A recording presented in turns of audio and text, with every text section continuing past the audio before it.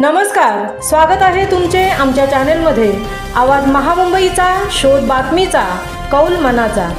चला तर मग आमचे चॅनल शेअर करा, लाईक करा आणि सबस्क्राइब करा। धन्यवाद। नैसर्गिक आपत्तीमुळे कुरुडगी, नरंगल, तुपशेळगाव भागातील शेती, पूल व रस्त्याचे अतोनात नुकसान। आमदार जितेश अंतापूरकर यांचा भर पावसात जनसंवाद। गुरुवारी मध्यरात्री म्हणजे दिनांक 14 ऑगस्ट 2025 रोजी देगलूर तालुक्यातील वझरगा येथील मन्याड नदीला पूर आल्यामुळे व कुरुडगी, नरंगल, तुपशेळगाव या भागात झालेल्या पावसामुळे शेतीचे अतोनात नुकसान झाले आहे। या परिसरात आलेल्या नैसर्गिक आपत्तीमुळे रस्ते खचले, पुलावरून पाणी गेले आणि शेतांमध्ये मोठ्या प्रमाणावर पाणी शिरल्याने उभ्या पिकांचे नुकसान झाले आहे। काही ठिकाणी शेतीची सुपीक जमीनही खरवडून गेली आहे।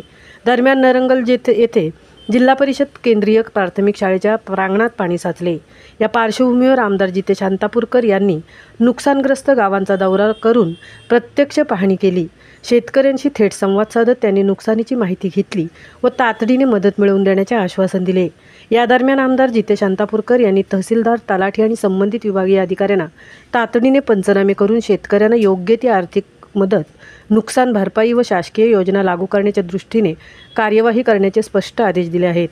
या दौऱ्यात महसूल, महावितरण, पोलीस प्रशासन, जिल्हा परिषद, बांधकाम विभाग, सार्वजनिक बांधकाम विभाग तसेच कृषी विभागाचे अधिकारी यांच्या समवेत होते।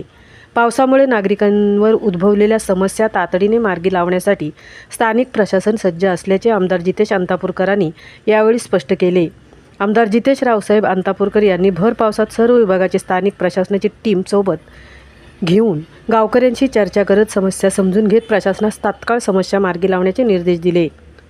आवाज महामुंबईचा चॅनलसाठी महादेव उपेसह तृप्ती भुईर, देगलूर।